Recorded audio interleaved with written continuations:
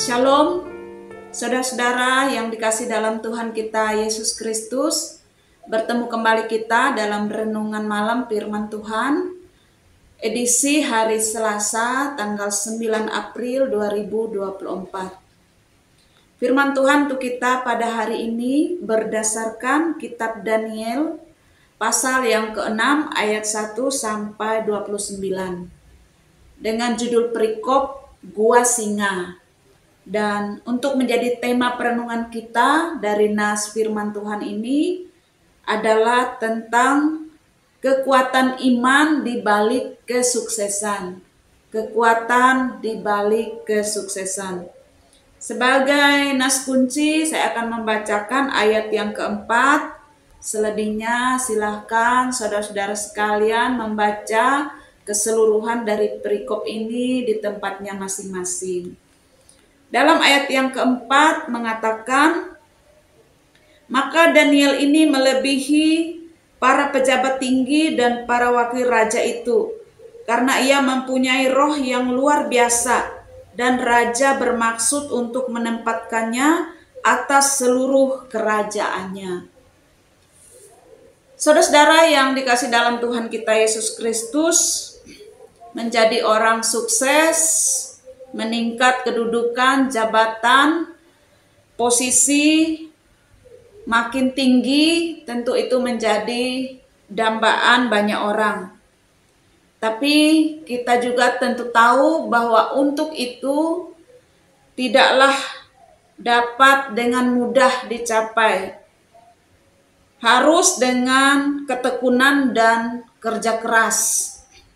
Juga harus memiliki karakter yang kuat, jujur, dan penuh hikmat.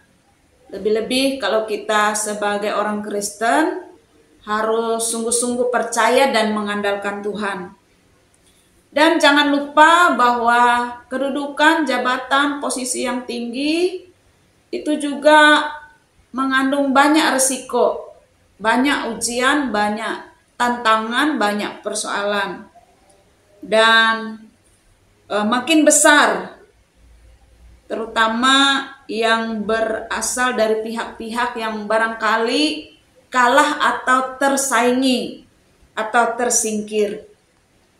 Sebagai contoh diceritakan oleh nas kita bahwa Raja Darius yang memerintah di Babel pada saat itu mengangkat beberapa wakil-wakil raja, kemudian 3 orang penting di atas wakil-wakil raja ini, dan salah satunya adalah Daniel. Daniel menjadi orang kepercayaan dari Raja Darius.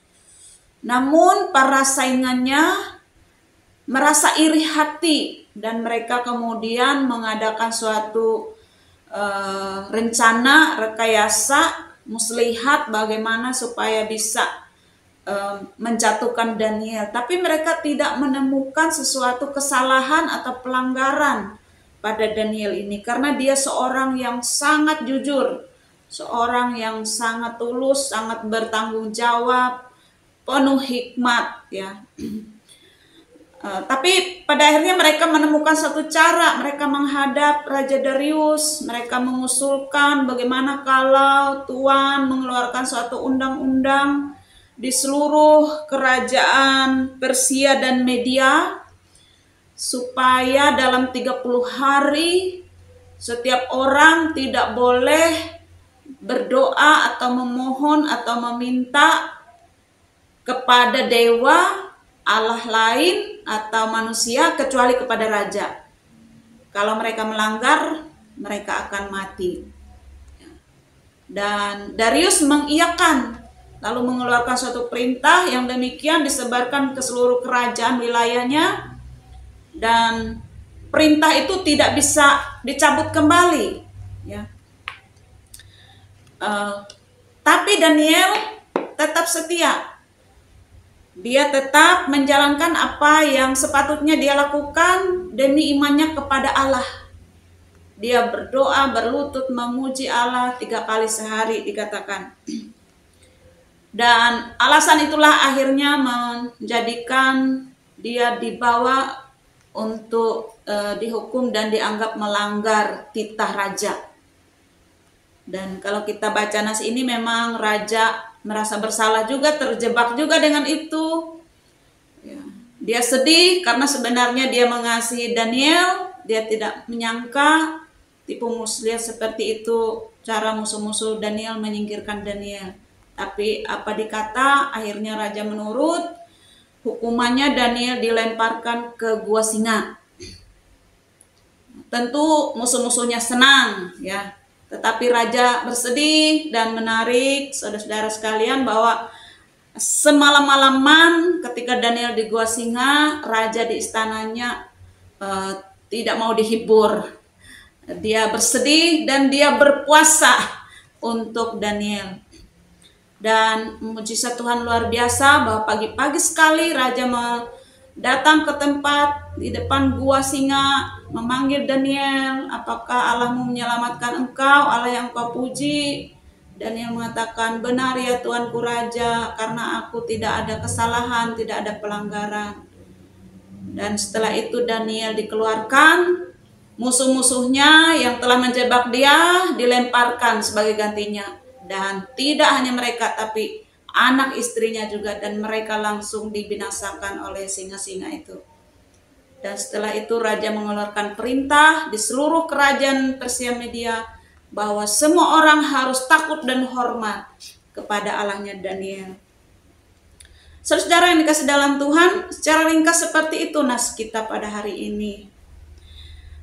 Rahasia terbesar dari kesuksesan Daniel kalau kita boleh lihat adalah karena komitmen kesetiaannya menomorsatukan Allah. Itulah yang paling penting, dia mengandalkan Allah. 3 kali sehari berlutut berdoa dan memuji Allah dalam ayat yang ke-11. Dia lakukan walaupun nyawanya terancam.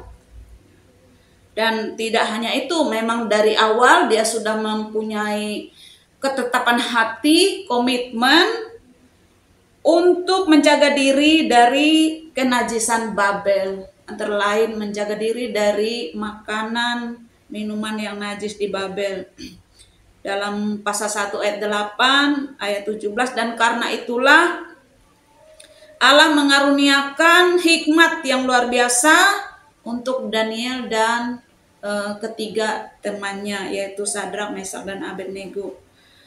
Dalam pasal 1 ayat 8, Daniel berketetapan untuk tidak menajiskan dirinya dengan santapan raja dan dengan anggur yang biasa diminum raja, dan seterusnya. Dalam ayat yang ke-17 di pasal 1 mengatakan, kepada keempat orang muda itu Allah memberikan pengetahuan dan kepandaian tentang berbagai-bagai tulisan dan hikmat. Sedang Daniel juga mempunyai pengertian tentang berbagai-bagai penglihatan dan mimpi. Karena mereka sudah memiliki komitmen yang luar biasa untuk menomorsatukan Tuhan. Saudara yang dikasih dalam Tuhan, di samping itu juga Daniel adalah seorang yang sungguh-sungguh setia, memiliki karakter yang mulia, bertanggung jawab. Tidak heran dia beroleh kepercayaan di hadapan Raja Darius.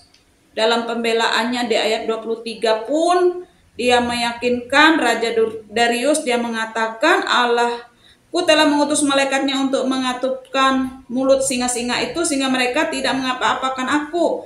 Karena ternyata aku tak bersalah di hadapannya.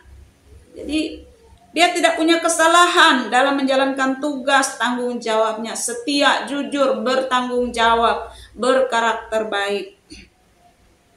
Karena itulah mujizat Tuhan terjadi dalam kehidupan Daniel. Ya, dia bisa selamat dari gua singa. Sebaliknya, mereka yang telah berlaku curang, penuh tipu daya untuk menjerat dan celakakan Daniel akhirnya binasa bersama istri-istri dan anak-anak mereka dalam ayat yang ke-25.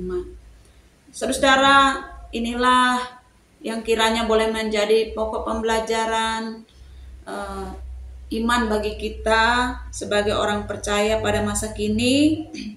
Tetap setia dan taat kepada Tuhan. Hiduplah dalam ketekunan, kejujuran, penuh tanggung jawab dimanapun kita berada, dimanapun kita bekerja. tantangan, permasalahan, ataupun rekayasa yang jahat bisa saja mengancam kita.